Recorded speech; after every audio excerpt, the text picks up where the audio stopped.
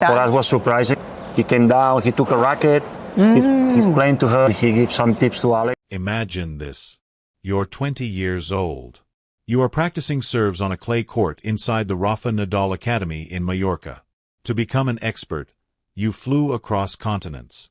The last time I was here, which was 2 years ago, it's nice to see the welcome that I've had. There's a huge Filipino community here, so I'm so excited. Look behind you, there's a lot of people. The best clay court player in tennis history then unexpectedly approaches your court and begins correcting your serve without anyone asking.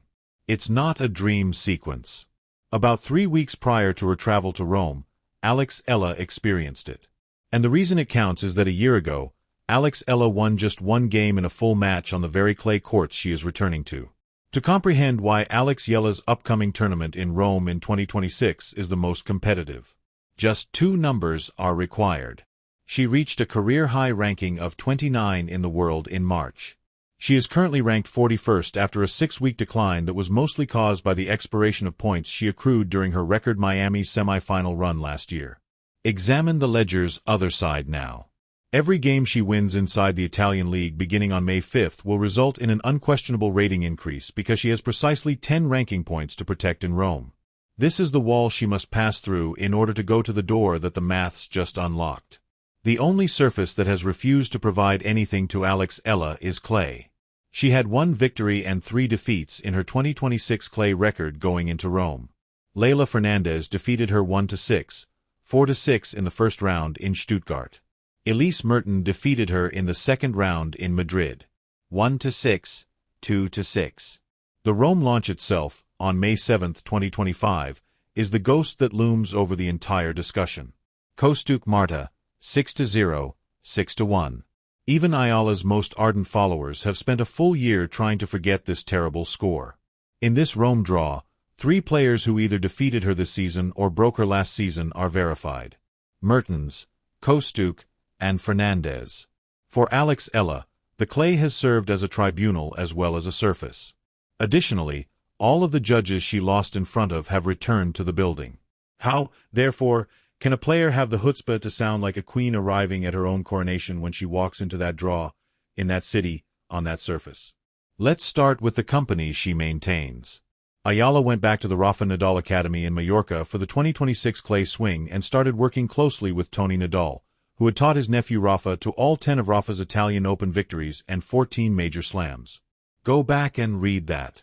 The clay court specialist on Alex Eala's coaching staff is the creator of the most successful clay court career in tennis history. Then there's the moment that, until you read the coach's words, doesn't seem real. According to her principal coach, Joan Bosch, speaking to Tennis Up to Date. And since he is also left-handed, he came down to assist and gave Alex some advice. Without being asked, Rafa came down to the court and offered us some serve tips. It was quite beneficial. He even struck Alex later. Consider the implications for her. Having individuals like Carlos Moya in the academy is also beneficial. For tennis enthusiasts like us, it's like being at NASA. Her coach used that term to define the changes being made to this 20-year-old's game. Eala herself has discussed it in a way that should unnerve her rivals. On the glorious red carpet, she told Olympics.com that clay is generally a touch more rough and physical than most other surfaces. I'll be proud of anything I can learn. Being made to this 20-year-old's game. Eala herself has discussed it in a way that should unnerve her rivals. On the glorious red carpet, she told Olympics.com that clay is generally a touch more rough and physical than most other surfaces. I'll be proud of anything I can learn from Rafa. That player isn't trying to make it on clay. That is a player making it known that she plans to inherit it. That gets us to Madrid on April 20th. Eala walked the Laureus World Sports Awards red carpet in a custom Filipiniana gown made by her uncle Rhett Eala. It was made from Pina fabric, the most revered traditional textile in the Philippines, and shipped from Manila, while the majority of the field was either relaxing or working through warm-up clay events. In a few days to Madrid. I've always dreamed of being on a red carpet. I'll don what's known as a Filipiniana. It's a highly traditional style of formal attire for Filipinos. She told the media, "I've always dreamed of wearing a Filipiniana when I'm on a red carpet. The Laureus Sports Awards are ideal. Nearly 900 comments and 78,000 likes were received on the WTA's official Instagram post about that arrival. She didn't attend that function as a guest. She was attractive. The room turned to see a 20-year-old Filipina surrounded by world record holders and Olympic champions dressed in her national fabric. Laurea's does not encourage trends. For every fan who has spent the past year convincing friends, family, and doubters that Alex Eala is a movement rather than a moment, this opinion has now been validated by every significant organization in international sports. Futures are invited by Laurea's. And this week, that future shows up in the Eternal City with the lightest rucksack she has carried this season. She defended 390 points in Miami in March. She defended points in Madrid in April. 10 points in Rome in May. At last, the pressure has reversed. For the first time in months, Alex Eala has nothing to lose in Rome. You don't ask a hype account to find out if the transformation is genuine. You question the man who has witnessed every racket swing she has made since she was a junior at the academy. Since she was a teenager, Joan Bosch has been Eala's main coach.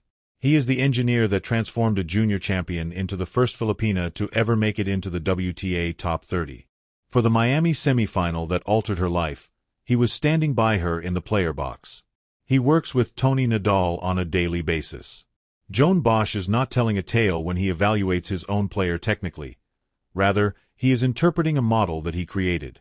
This was his current assessment of tennis during the Madrid swing.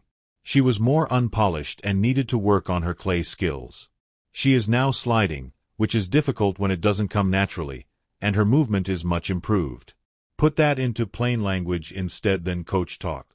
The incapacity to slide to defend and build a clay rally is the single greatest flaw that Marta Kostyuk revealed in Rome a year ago. The world has been rebuilt, according to Bosch. The Italian Open takes place from May 5th to May 17th. On May 24th, Roland Garros will open. Eala has just 10 ranking points to protect at the French Open once more. She has 20 points on her ledger for the next 5 weeks, and the top half of the WTA rankings are all in front of her like an open road. A run to the third round in Rome would be net positive on the rankings. She would return to her career high with a quarter-final. By the time she steps onto the Paris clay, a deeper run would put her in the top 32, an automatic Grand Slam seeding. There's more to it than the maths. On the world's most elite sporting red carpet, a Filipina player coached by the King of Clay's family enters a tournament that has traditionally been the private ballroom of European tennis while donning the fabric of her country.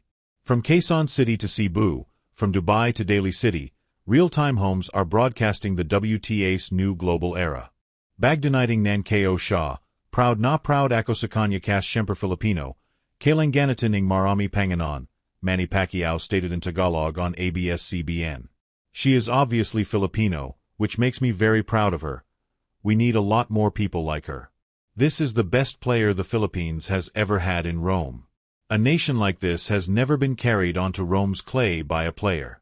This doesn't change the way the past 3 weeks have seemed.